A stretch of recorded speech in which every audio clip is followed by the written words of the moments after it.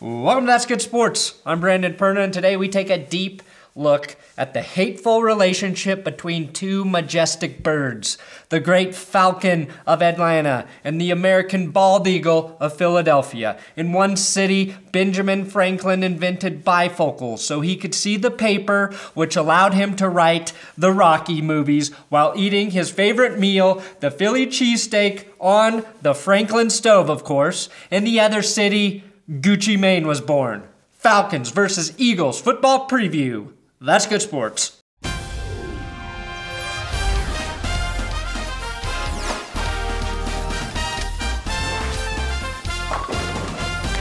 This episode is sponsored by BetDSI.com. There's a link in the description. BetDSI is one of the best sports books out there.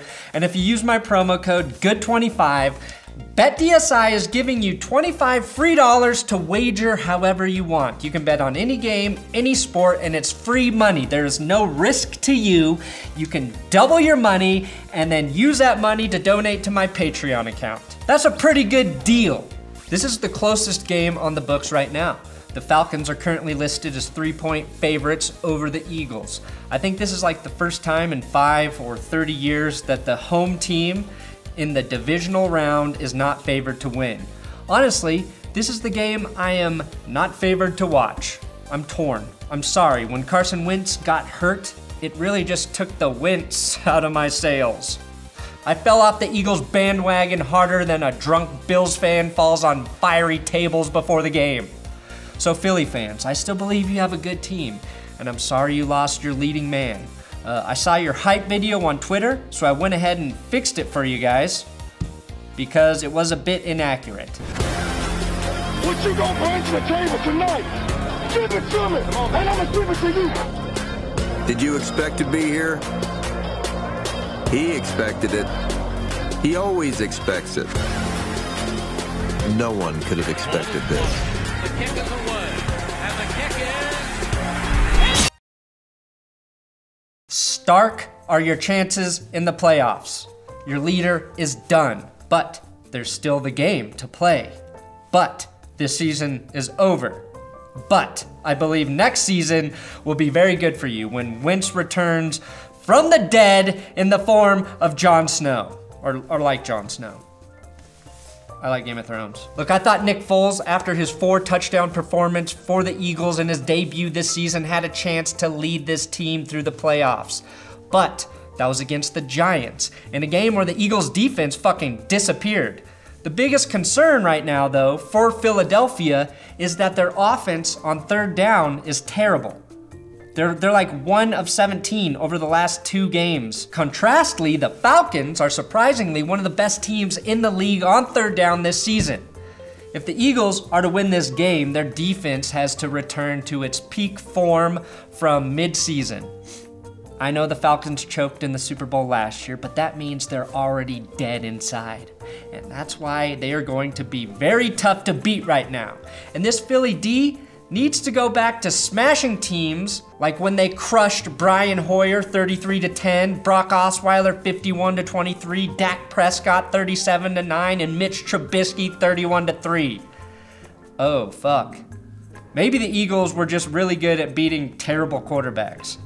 Because after that stretch, the Seahawks pinned the Eagles' wings 24-10, which means the Eagles struggle against other dirty birds. And the Falcons are the dirtiest of birds, if you remember.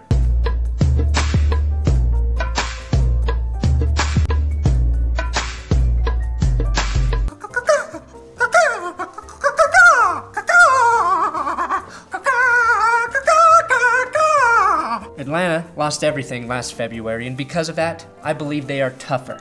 And their defense is a gritty, under-the-radar unit, holding Los Angeles last week to 13 points, just 101 rushing yards and 10 receiving yards for Todd Gurley.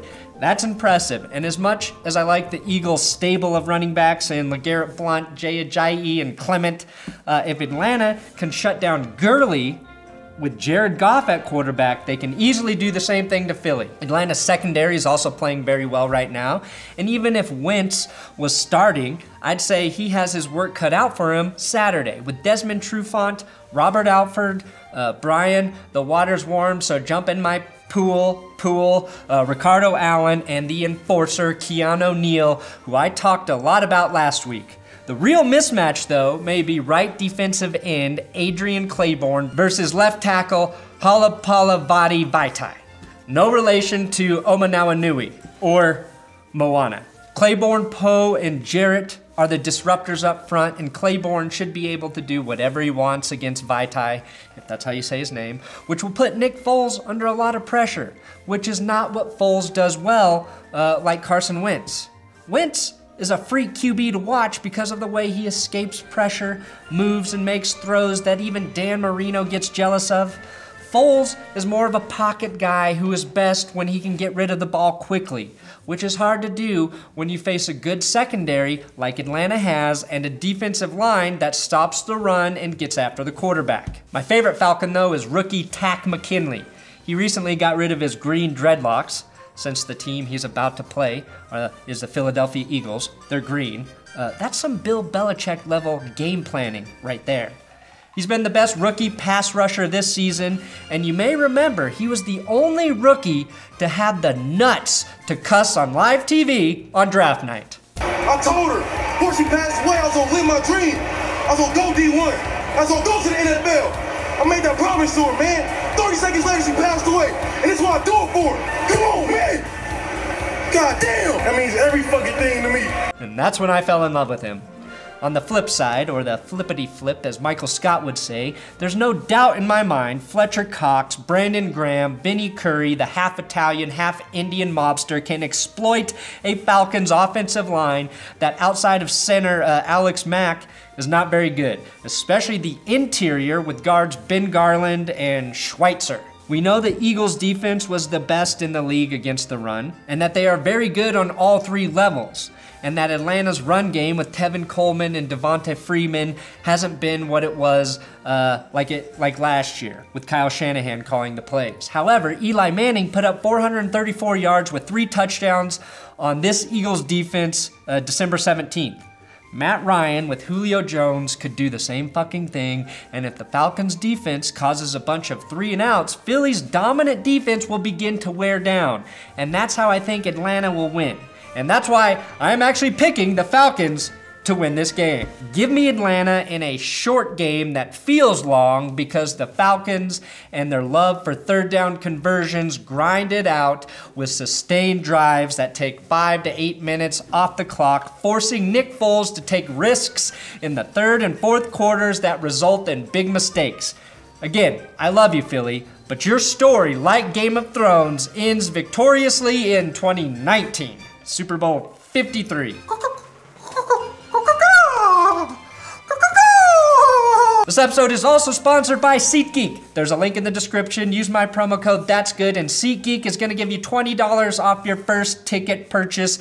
And yes, that applies to NFL playoff games. You can get tickets to any of the remaining games, concerts, comedy shows, whatever fucking tickets you want to buy. Use my code ThatsGood on SeatGeek to save yourself some freaking money. Dirty bird. Thanks for watching another episode of That's Good Sports. Subscribe here on YouTube if you haven't. If you're new to the channel, please sub. Share these videos on Facebook. I'm on Twitter at Brandon Perna if you ever want to talk football. Divisional round of the playoffs. They say it doesn't get much better than this, but the Super Bowl is better than this, obviously.